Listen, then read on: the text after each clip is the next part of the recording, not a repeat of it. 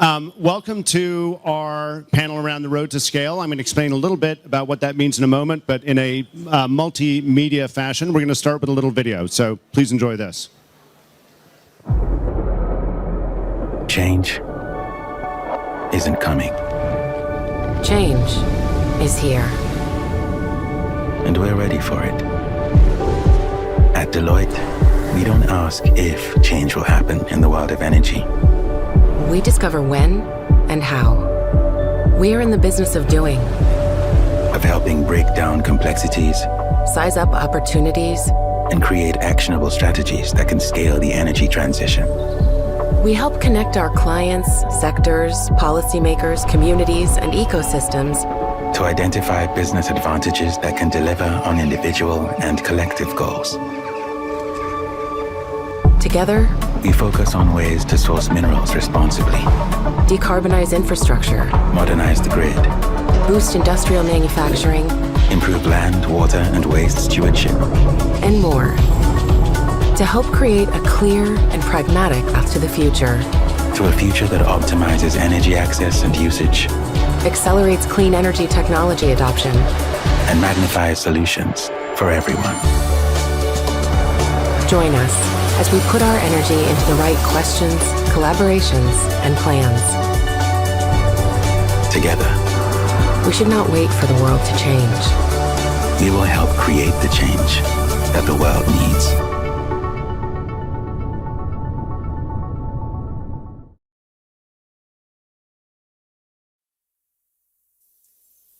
Welcome to our panel. My name is Geoff Tuff. I lead sustainability services for Deloitte globally for all of our clients in the energy, resources, and industrial sectors. So I have responsibility for basically all of the work that we do around enabling the energy transition with our client base. We have a great panel here today, and I'll introduce them in a moment, but I wanted to start with just an explanation for the name of the panel and some of the work that we've been doing recently. If we could just flip the slide very quickly. We called the panel The Road to Scale, and that is really referencing the reality that while we have lots of net zero commitments out in the world today, we've been hearing about them over the last few days, we actually are nowhere near to getting to the scale that we need to in the energy transition to meet any of those commitments. And so Deloitte's been doing a lot of research recently. We published a series of papers under the banner Road to Scale. If you hit that QR code up there, you'll be able to access all of it, download all of it as you wish. But it's related to the question of how do we get to scale faster, and the underlying premise that we're not going to do it through individual country or individual company action alone. We're going to do it through systemic change, and by having companies across various different sectors work together in partnerships, both bilateral partnerships and collective partnerships, to try to achieve some really hard things. And so the Road to Scale, the content that you'll find if you do hit that QR code is really focused around the topics that you see up here and the systemic interconnections between them. I'm not going to take the time to introduce it to you, but there's a lot of good content on there and in those studies if you choose to download them. So with that, I'd like to introduce our panel. We had a surprise last-minute switch out, so I'm actually going to be introducing a colleague of mine to represent one of the points of view. But what we tried to do with this panel is pull together representatives from scaled, successful companies, all of whom play a critical role in that system diagram that I just showed. So I think you'll be hearing some very different, very interesting perspectives from different representations in the energy world. And with that, I would like to introduce or invite up to the stage Allison Anderson-Book from Baker Hughes, Catherine Neby from Duke Energy, John Mitchell from Suncor, and Maria Perez from Deloitte. And Maria is one of our leaders in the mining sector in Brazil. She's going to be trying to represent generally what's happening in mining and the role that mining and responsible mineral sourcing plays in our decarbonization journey. So with that, and we'll go in reverse order to give you a little bit of time to plan for something you didn't know was going to be happening. I'd like to ask each of you maybe just to do a bit more of a personal introduction and talk about the work that your company is doing in the energy transition and the role it plays. Sure, happy to. Oh, there we go. Thanks very much for having me here, and nice to meet all of my fellow panelists. So my name is John Mitchell. I'm the Chief Sustainability Officer for Suncor Energy. We're a Canadian integrated energy firm, and I like to say we're in all parts of the energy system. We operate everything from the land to the light switch and the ground to the gas tank, and so we're in the traditional sort of oil and gas parts of the business. We're in power generation, we're in renewable fuels, we are in hydrogen production, albeit gray, moving to blue, and sort of all aspects of also retail distribution of energy products, be that EV charging at some of our retail stations or distribution of renewable fuels, diesel and gasoline. So we are a microcosm of the energy transition in Canada, and spend a lot of time thinking through exactly what that looks like, both from the traditional, how do you decarbonize the existing system, to your point, to make some progress on the track that we're on, and what infrastructure and what things are needed in the future. The other role that I play is I sit on the executive committee of something called the Pathways Alliance. And the Pathways Alliance is this seems to be cutting out, is the 6th largest oil and gas producers in the oil sands in Canada, representing about 98% of the production, so all of the production. And that group of companies has come together with an ambition to try to decarbonize that sector, to try to build one of the world's largest carbon capture and storage networks, including between 12 and 14 projects, 400-kilometer pipeline, a storage hub, $16 billion worth of capital over the next number of years to get a number of megatons of reduction over that period of time. And so that infrastructure work to try to drive performance and decarbonization of the existing system is a big part of what we do. Great. Thanks, John. Catherine? Yeah, hi. It's a delight to be with all of you today. I work for Duke Energy. For those of you who don't know Duke, we are one of the largest vertically integrated regulated utilities in the United States.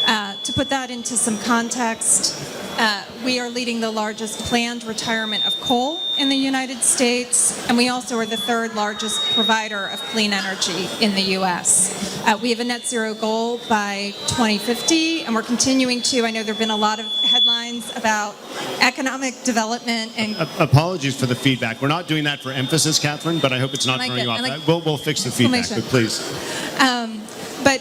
So leading one of the largest energy transitions in the U.S. And while we're doing all of that work, we of course have to keep laser focused on energy reliability and affordability. As for me, I lead sustainability, philanthropy, and policy at Duke Energy. And when I think about the kind of systems change that we need out there, what I like about my role is the perch that I have to affect business practice change, to work with stakeholders to drive kind of coordinated collective action on issues we care about, to leverage philanthropy to solve for market failures, and finally to make sure that we've got the right rules on the books, or that the rules are enforced, so that we can all progress where we want to go. Great. Thanks, Catherine. And Allison, I'll invite you to speak, and apologies that we're making you do this with a little bit of laryngitis, so I hope all goes as planned. Just be patient. It takes a minute. There it is. This happens every time. So I'm with Baker Hughes. Baker Hughes is a former oil and gas service company. We in technology and service. Today we are more broad across various parts of the energy sector, and so we manufacture and provide services predominantly around LNG, as well as Suncor. Actually, we're in the oil sands. We provide equipment to the pipes and the oil sands. But we also have, as a part of where we're headed in the future, we have a growing product kit around clean tech solutions. A lot of the existing technology that we have in our toolkit has been like, we invented the first hydrogen compressor in 1917 for the world. So hydrogen is not new. It's just not at scale, right? We had the first turbine on hydrogen in the 60s or 70s, so that is a little newer, but still not new, okay? And so we work in geothermal and CCS, we have DAC and storage, as well as integrated power, backup power solutions. There's a lot of stuff that we cover. My role is the internal CSO, as well as working out what our value proposition is for sustainable products with a variety of customers today and tomorrow. So, Maria, before I ask you to represent more broadly the mining sector, I do want to note very clearly that, not surprisingly, the guests that we have up here were chosen purposefully for a couple of different reasons. Number one, they do represent the incumbent companies who have provided our reliable energy to date. And as I said, for those of you that were here at our Cup and Coffee this morning, we're not going to get to scale in the energy transition without the incumbents. And in fact, if you think about where capital exists today, it is with big scale successful companies. And so the only way we make progress on this in the short term is if we have companies that have a successful business model today identify ways to change and commit to change in a way that all three of the companies represented here do. And so as we get into this conversation, I'm sure we'll be hearing a lot more about some of the exciting things that they're doing and the opportunities that they see out there. Maria, now, given the last minute switch out, is going to represent the entire mining sector. But I'd also ask you, Maria, in your introduction and talking about the role of mining in the energy transition, to maybe hit a little bit on the critical minerals report that I know is imminent to hit the world. And the last thing I'll say is, for those of you that are standing, we suddenly have 4 chairs up front here. You can get a front row seat now that our speakers are up on stage. So please feel free to come on up. Thank you, Geoff, and my colleagues here. It's a pleasure to be here. So just bringing a bit of my background. I joined Deloitte 3 years ago, and I have the honor of leading Brazil sustainability offering. So I connect end-to-end at Deloitte and try to bring these connections to our clients. But before joining Deloitte, I worked for 22 years in the mining and metal sectors, for more than 18 years at Vale. So this is where my connections come from. So it's great to be here. One of my personal purposes is really making those type of industries make the transition to a low carbon economy. So I've been studying a lot, and since joining Deloitte, also leading a lot of projects and initiatives around the mining and metals. So helping those industries to understand the future and how the future will be, and the possible new products and business, it's something also very important. We've been leading some very interesting initiatives and projects. I will talk about some of them for you just to get a bit of what I'm talking about. We're leading, for example, the use of coconut fiber in Brazil. Another one is also around the use of 3D printers for a manufacturing piece of some huge equipment in Brazil. We are also studying and helping the companies to develop new products based on scrap for the mining sector, so they can go a little more further on their value chain. So some of the projects that we are leading, very interesting ones. And another point around critical minerals that you just asked, right? We look to the mining sector and, mining sector, the impact, the extraction, and so on. So for sure, we need to work on that. We need to extract, refine and use, but it needs to be just, right? So we need to have a just transition. But we do have a lot of great things, and we depend on this industry to have the transition for a low carbon economy. So we need batteries for that, and for that we need lithium, for example. And Brazil today is responsible for 10% of the reserve worldwide. And for example, niobium, we're responsible for 9% of our global reserve. So this is one of the points that we've been studying.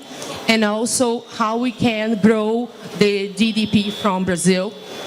We have a plantation of increasing 245 till 2050, by working and investing more on refining and not only on production.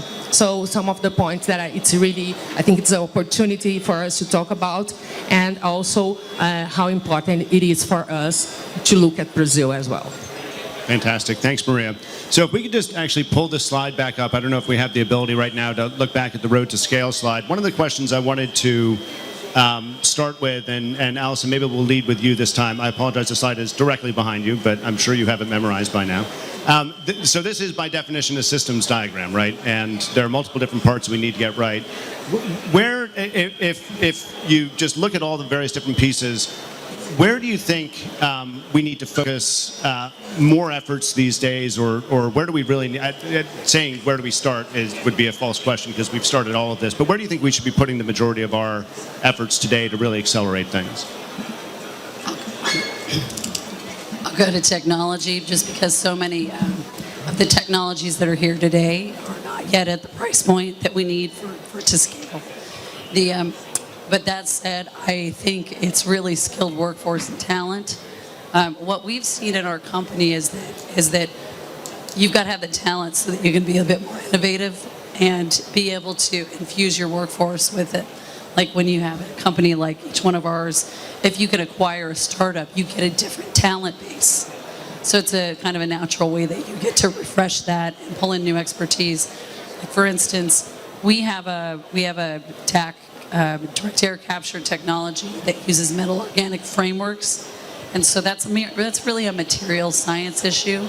And so we have, to my best knowledge, maybe 2 material scientists in the company, and one is used to work for me, is a really big expert. His PhD was on it, and that's an area then will grow as we work to commercialize that particular piece of DAC equipment. So it's those 2 things together. One will drive the other.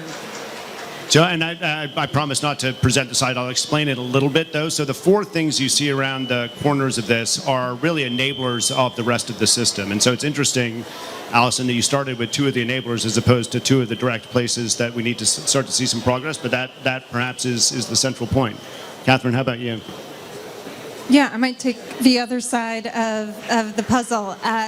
So what most U.S. utilities will tell you is that we have the technology today to get 70 to 80, 85% of the way towards a net zero goal.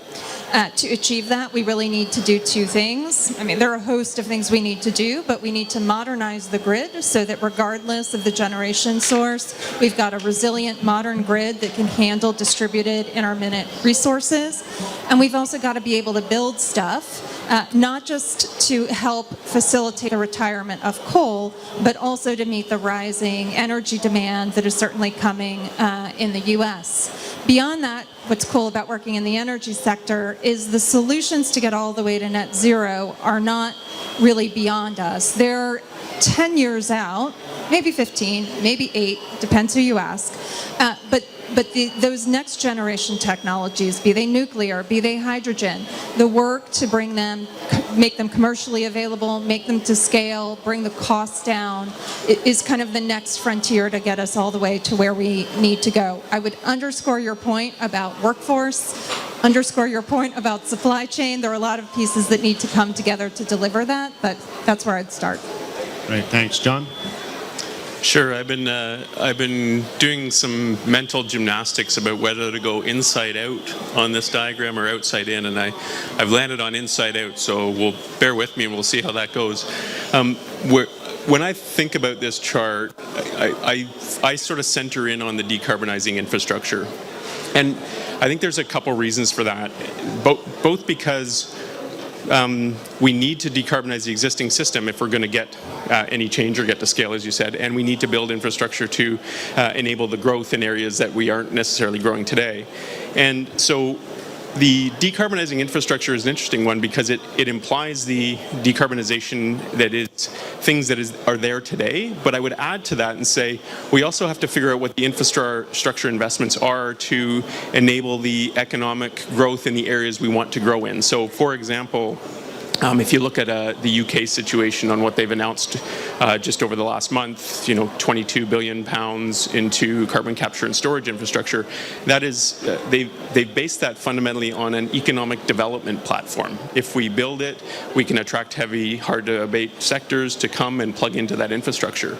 We have to start thinking about these decarbonization infrastructure investments as economic growth, as economic sort of drivers, just like we would do when we build roads or when we build other sort of infrastructure projects to unlock different sectors of the economy, which kind of then takes me to the outer ring that talks about that public and private partnership. And when I think about the public and private partnership, I actually think about that more as public and private co-investment.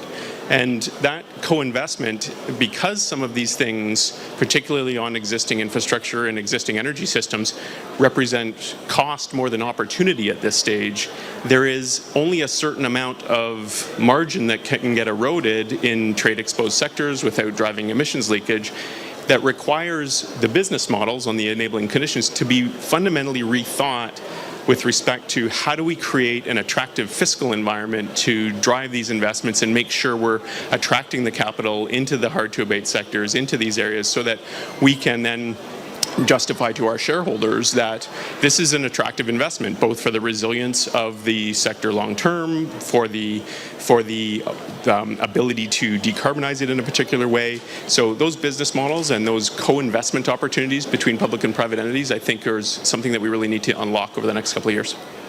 That's great. So I want to go deeper on public-private partnerships. And Maria, I'll start with you on this one. And there's really three different parts of my question. You can feel free to focus on whichever one you want. The first is, where have you seen great models of public-private partnerships around the world? It can be in Brazil, it can be outside of Brazil, in the mining sector, outside of the mining sector.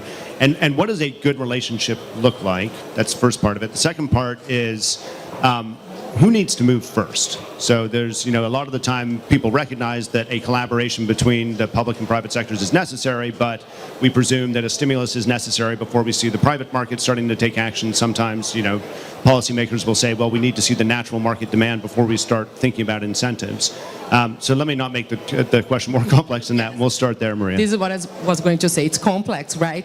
But trying to clarify a bit and bring some points. First, around good corporations. We do have in Brazil what we call, I don't know if you know, but if not, please look at the internet. It's called Aya Earth Partners, which is an initiative that we are strategic partners. And the idea of it is connecting the private and the public sectors together and to have discussions, focused discussions with experts to build public policies and try to bring up this type of discussions. What we need in each one of the sectors, what are we struggling with, and what we can do different. So it's been a great work, and we are connecting this to some of Brazil initiatives. So it's something that I think we should look at, and perhaps the opportunity as well for other countries. The other thing, it's around the collaboration, I think you asked, right? The public and private sector. I've been talking a lot, me and Geoff, we are working on a model, right? About the transition of value chains and specifically around mining and metals. And it's one of the points. How we increase collaboration, not only between public and private sector, but even among the private players, right? We don't usually do that much. And there is another point that connects with what you raised, because we need viability to have the investments. And most of that because we look too much to our own projects, and we don't have the perspective of a value chain. And perhaps the viability of those projects will only come up looking for the value chain. Not only because of the financial viability, but also because of the pressure and how we need to structure ourselves to provoke the government and the public policies. So this is one of the points that we've been talking about and looking for that. And we see that some companies are really struggling because they are trying to do by their own. So I don't know who should start. Public sector. I think public sector, we can say that they have a clear mandate on that. That's the reason why, if I need to choose, I would choose the public sector. But also the private sector has the pressure, right? They need to do. So that's the reason why I really feel that this is coming more often by the private sector. And so I'll use that as an opportunity then to expand the questions a little bit for the rest of the panelists here. And Catherine, maybe we can start with you on this. When you talk about the value chain, one of the aspects of value chain is thinking beyond your immediate customer or the immediate constituents that you've previously served to think about either how the value chain can work more efficiently or how economics can be spread in different ways than it has traditionally. So maybe as you comment on the nature of public-private partnerships, Catherine, you can talk a little bit about how Duke thinks about working with others in the value chain differently than it may have historically. Yeah, well, I think Duke, as a regulated utility, is kind of in a unique place where we're a publicly traded private company, but every decision that we make, we cannot retire a coal plant, we cannot build a next generation facility, we can't build transmission without regulatory approval. So we absolutely need strong relationships at a community level, at a state level, and at a national level to be able to move forward with energy transition, again, while keeping affordability and reliability top of mind. And the mechanism that we have historically used to do that planning, because no matter who you talk to, some people will say, no matter what you do, don't lose reliability. Others, affordability is top of mind. And of course, we're here at a COP, and I know a lot of people would say, let's put our thumb on the scale of climate and decarbonization.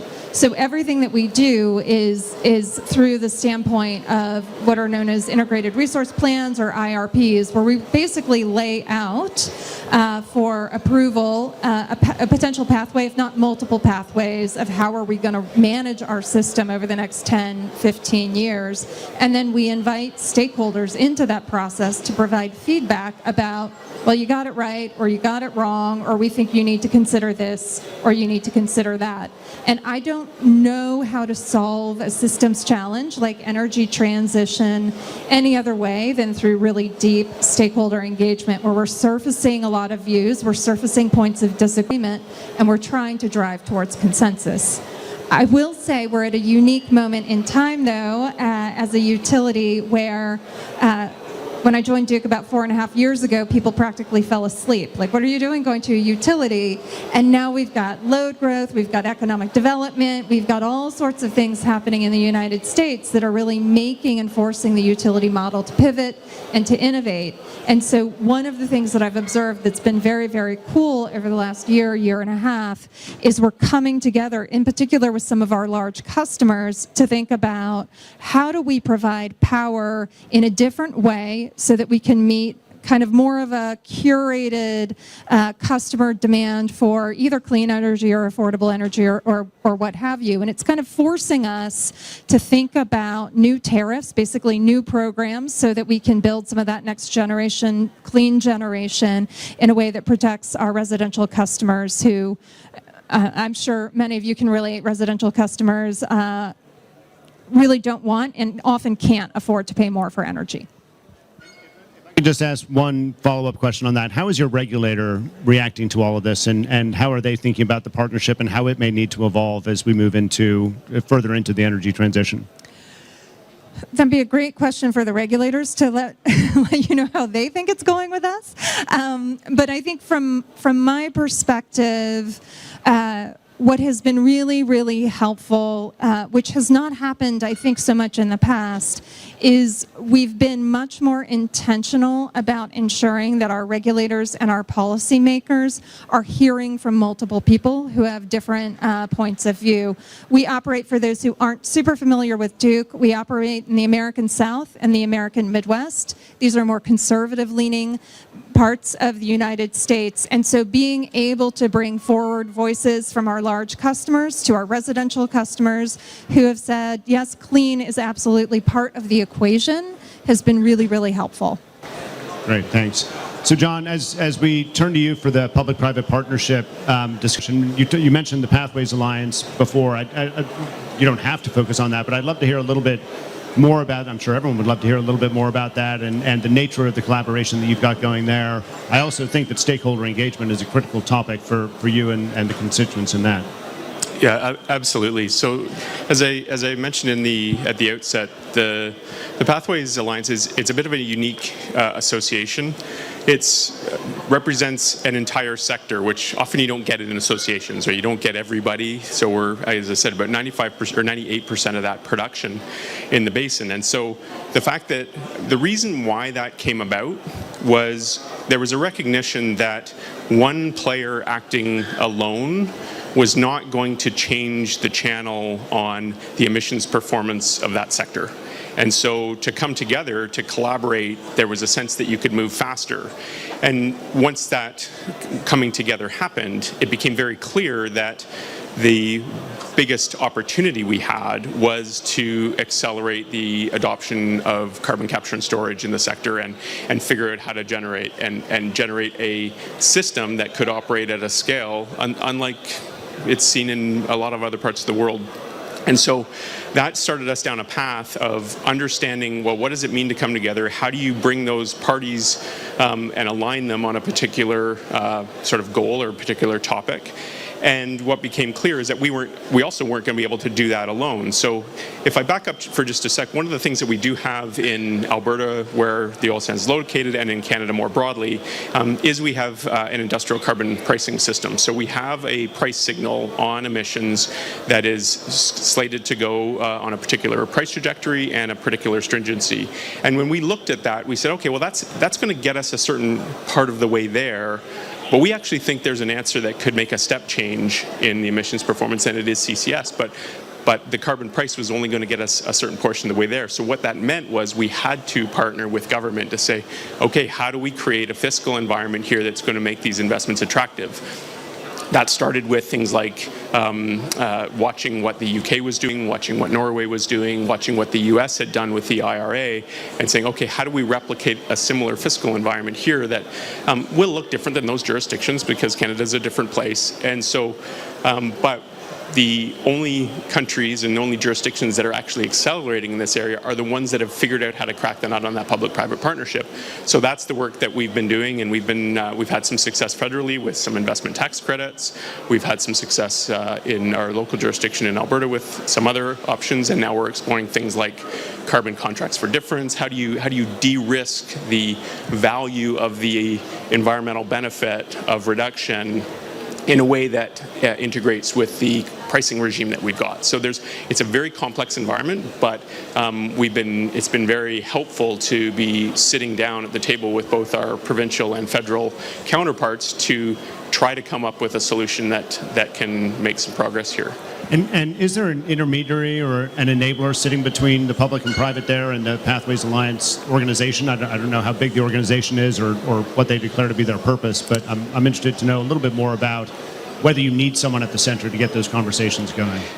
No, we've used our partnership to do that. So it's 6 companies. So there's myself and my 5 counterparts, as well as a small organization led by president and an executive chairman there. And so it's that group of people that really have been engaged with our different federal and provincial counterparts to drive some of that conversation. But one of the things that, if I come back a little bit to the diagram that I think is so fascinating is you've got policy as sort of an enabling condition in the bottom right. But when I look across the whole breadth of this chart, I see policy everywhere. And maybe that's just the seat I sit in. But it's also, we have, in our effort to accelerate progress, both domestically as well as globally, we've begun to pull on so many different policy levers that we've eclipsed our ability to understand how they interact with one another. And that's what we're seeing in Canada as a microcosm of that, is we have a very, very complex policy environment. And the interactions between those policies are becoming very difficult to understand, some at odds with each other, some as a complement to each other. And the next couple of years, I think we're going to have to spend a lot of time trying to simplify the complexity that we've created in the policy environment in order to move faster. Great, thank you. Allison, anything to add on public-private partnerships and anything Baker may be involved in on that front? So we've got a challenge that they... It takes a little while to get warmed up each time. It does every single time. It's like it's got to remember how to talk. So the risk that we have is when you're at the edge of the fossil fuel sector is that anytime you're trying to get people on board with something, they're like, no, it's the bad guys. And we make equipment that sells into a bunch of different things. But we know that for people to trust us, we've got to go to credible third parties to actually say, no, this isn't a them problem. It's an all of us problem. And so it's something you and I have talked a lot about is we're looking at how do you how do you make adjustments to the greenhouse gas accounting framework? And so they might not want to just deal directly with energy companies. And so we've engaged a third party called the Keystone Policy Center, and they'll love that I mentioned them here at COP. Their whole jam is about bringing diverse stakeholders together for consensus policy recommendations. And so in there we've got all kinds of companies. It's like airlines, agriculture, energy, utilities, you name it. We've deliberately made sure that Keystone knows we want everybody at the table. And then it's funded by everybody that participates because we think it's so important. So that's a good example of that, is that it also gets us out of our sector-specific siloing, which I think is not altogether productive. Right? Yeah. And that's largely the point of the picture behind you. John, please. Yeah, Geoff, maybe just to jump in on that, because I think you've highlighted something that sort of tweaked for me. It's the role that community can play in a lot of these different projects. So when in the regions that we operate in, we have a number of Indigenous communities. And so when we think through how do you get to scale and how do you accelerate some of these projects, there is a significant component of Indigenous First Nations engagement that we're going to undertake. And so we've found some real success in that area, both with equity partnerships, so moving from your traditional impact benefit agreement to a more equity participation so that those communities see the benefit of development in the regions that they're at, be that traditional development or sort of decarbonization developments. And so those equity partnerships are one sort of lever to pull to help with community engagement. The second is sort of business development within those communities. And so if I look, that's been a trajectory we've been on for a very long time. And when I look at our spend with First Nations or Indigenous businesses, last year we spent over $3 billion alone on Indigenous-owned businesses. And so that, we've been able to grow supply chains, help with the sort of scaling picture that you've drawn out by building partnership, by building businesses, by finding equity arrangements with the communities in which we're operating in. And that shared benefit is another key element, I think, to the scaling that we're talking about. Yeah, that's great. I want to switch gears just a little bit. Yesterday was Finance Day, and the headline, at least one of the headlines coming out of the COP News that I saw this morning, is that we had asset owners representing $10 trillion lining up to enable climate change. That's great, but how do we start to put some of that money to use? And what are some of the first steps that you think we need to collectively make, but also some of the things that either you're seeing in your sector or you're talking about in your companies that you think will actually lead to real good productive use of that money? And Allison, maybe I'll start with you this time. Because I'm still partially warmed up. Because it's still warmed up, yeah. It's good to keep it going. So the area in talking with all of our stakeholders, because I actually have a group under me that just does stakeholder engagement, that she's here on another panel right now. But one of the areas is that as we've looked at earlier technical readiness level tech, there are plenty of projects out there, or there'd be plenty of on the ground projects, but they don't know how to unlock the funding. And so we've got to not just have funding, but teach people how to access it. Because we've had to learn that as a company too. I mean, when we we spun out of GE about 5 years ago, we sort of lost that muscle on how we go after public funding. And so we want to look at blended finance. We think it's really important, even if it's not for us, some of our business partners, we have to know how to unlock that. And it's not the same in every country. And so that's something that if we don't get to it at this COP, for Brazil, we definitely need to talk about how do we make it easier for the small companies as well as the big companies to actually put the business agreements together, because a lot of the strings that come with it just don't always work. And so I was talking to someone, I can't say who it was, one of the really big international banks, who said, if you could help us find people to give money to, we'd love it. I'm like, really? Yeah. She's like, we just can't. And they really want to unlock the global south. But that's the problem. And so what is the barrier there? Like this is not just an education issue. What's getting in the way? There are a lot. I bet we all know a lot of them, but like one off the top of my head is that does the entity have the right like a local engagement plan. Does the entity have a certain partnership with X, Y, or Z? So each of these, depending on if it's government, private finance, something else. The other part is if it touches fossil fuels, I think in some ways that's still a challenge to pair up. But I'd love to hear what you guys hear about. Yeah, open season here. Whoever would like to comment. I can talk about a bit. You just mentioned the South, right? The Global South, and we can see just what you mentioned, right? Last year, we launched a green investment report, and what came up was really that. So people don't know how to access the funds. This is the first point. The second point, when you talk to investment funds, they are looking for a project to invest. But when they look to a project, we have a lack in terms of viability, of perspective, because sometimes, most of the times, it's missing something, right? So we don't have the holistic view and all the information that you need to make it viable. So those are the main points that we have.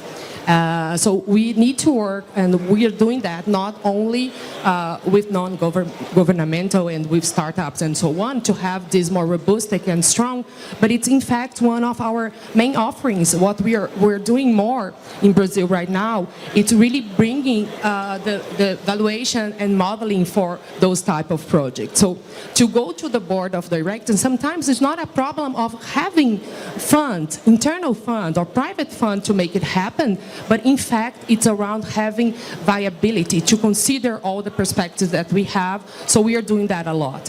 So helping them to make it tangible, because it's not only when you go to C-level, when you go to board of directors, we don't have that approved.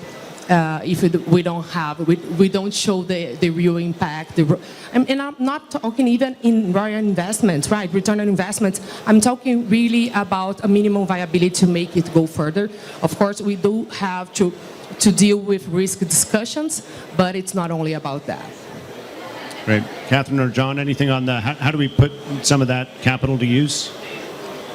I might offer a slightly different take.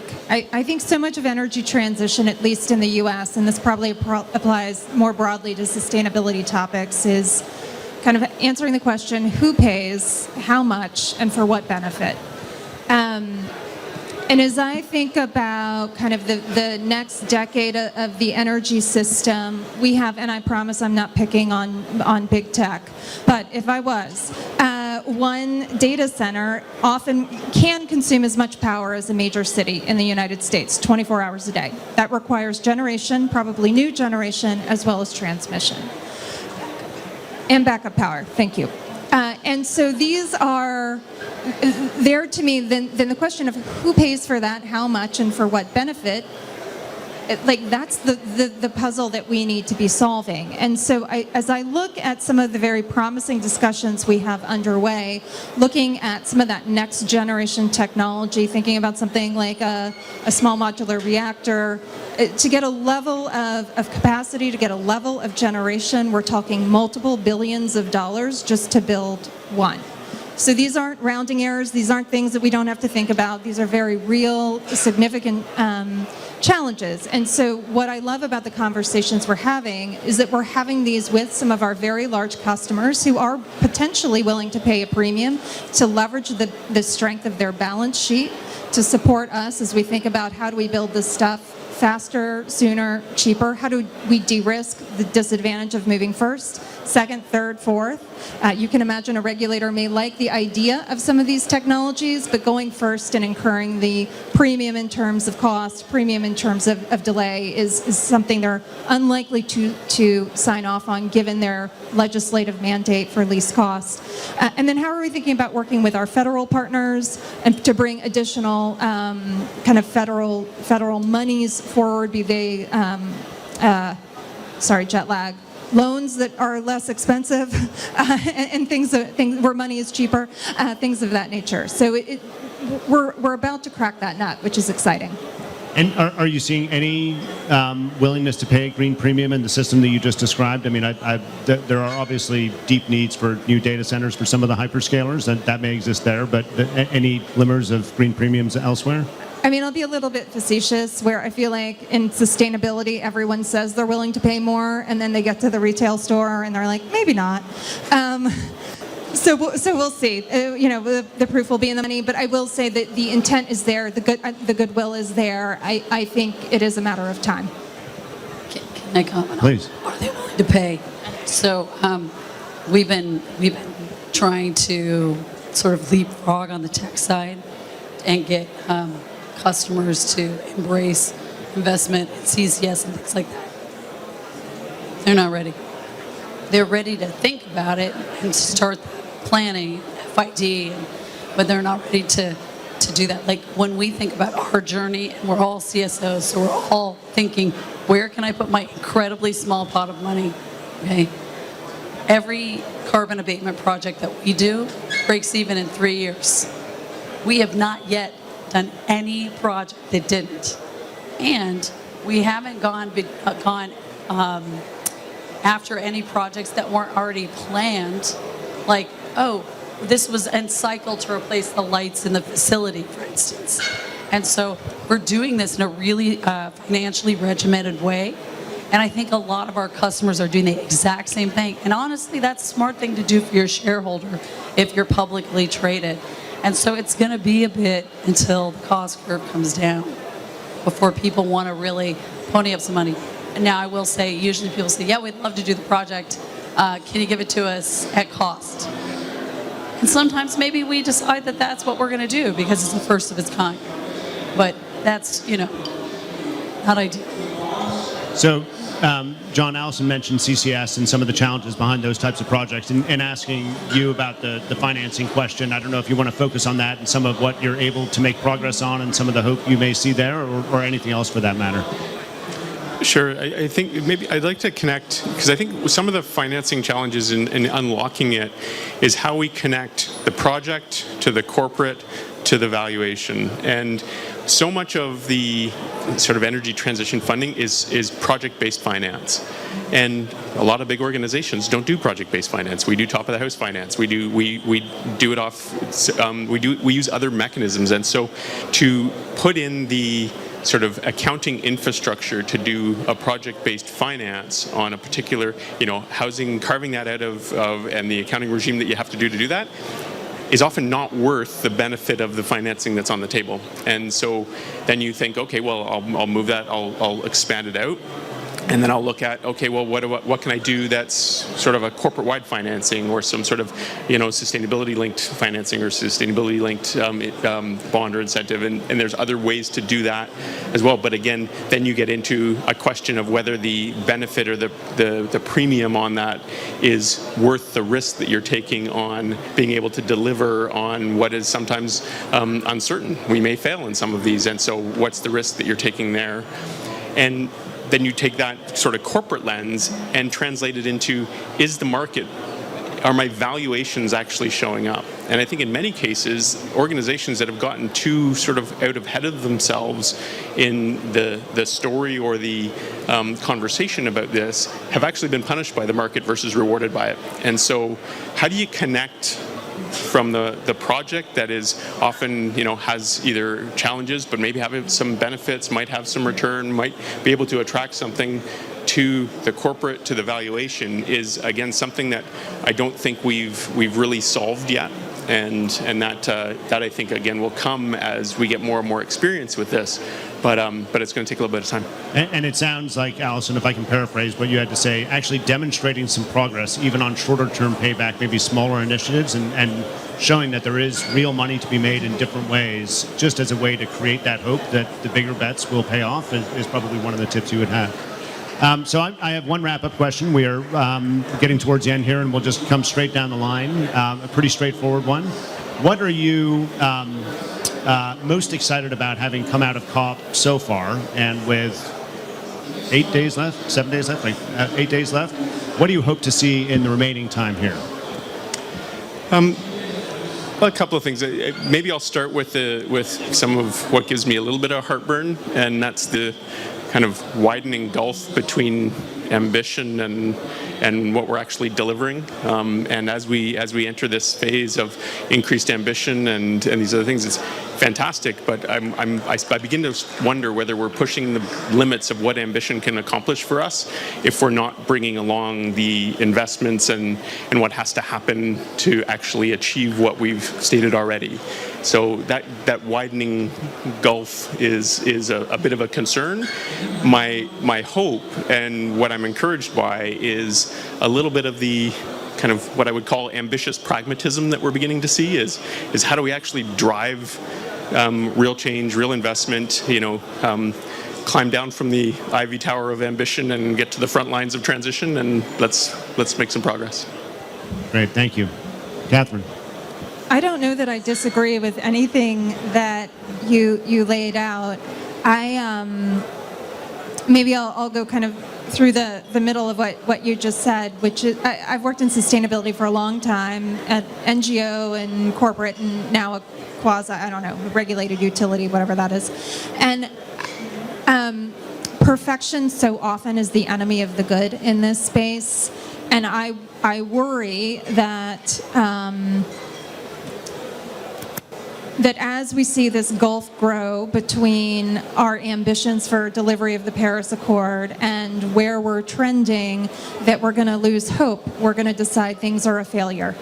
And that is that is just in my mind the actual failure, where every degree matters, every investment matters, and I think kind of the courage in the face of the challenge ahead of us is so essential. Thank you. All progress is good progress. Okay, so everything they said, I'd say anything that we do on Article 6 here, amazing. Because having a marketplace where you can suddenly monetize credits is good. I hate to ask you to do this. Do you mind just saying that sentence again? Because it was an important sentence and some of it didn't make it out. Of my lungs? Yes. Oh, okay. Article 6, any progress there is good because we need to be able to monetize there it was again on monetize the emissions reduction. So for companies like ours that are selling emissions abatement, that's a really important part. Now, I would also say that I always get a bit disappointed when we do go up the ambition ladder and there's this like still penalty on the companies that are actually delivering emissions reductions, and they say, well, don't come to COP. Well, but wait, we're the ones doing it. You want us there. And so last year in Dubai, as we had the oil and gas decarbonization, like OGDA, we talked about focusing on progress, right? And so, from our perspective, we show up here with our progress partners, the people who are committed to being with us every step of the way. And as our company, we have on our operational emissions in 4 years, we've reduced our emissions by nearly 30% with no credits, with no virtual PPAs. We just did it. And so imagine if we stopped belly aching about where we were trying to go and actually did it and personalized it. Maybe one day we don't need COP. That's like a mic drop moment, but Maria, we should give you a chance to talk too. Yes, so being very straight, I hope to see the bold commitments that we hear really turning into actionable solutions. I think this is the point. And also, we can't forget that the next COP is in Brazil. So I really hope that they don't transfer that much of problems to Brazil. We really need to say actionable solutions, because as far as I can see, I see from each one of the copies, we coming out with not much of what we wanted in terms of the solution, and then putting a lot of pressure in the next copy. So I really think that perhaps one day we will not need copy, but perhaps we also need to rethink the model. So I've heard that when we come to technical discussions, we are aligned, but then we have all the geopoliticals and the decision making that need to get into come up from the side of the bold commitments to real actions, and we are struggling with that. So that's what I hope to see, and don't see huge impact on COP30. Still a lot of time to go. So with that, thank you all very much for your time. If we could have a round of applause for our panelists. And thank you all for being here. I can't commit that they're able to stick around and have a conversation, but I encourage you to find any one of our panelists. They're fantastic folks who have done great good. So thank you all.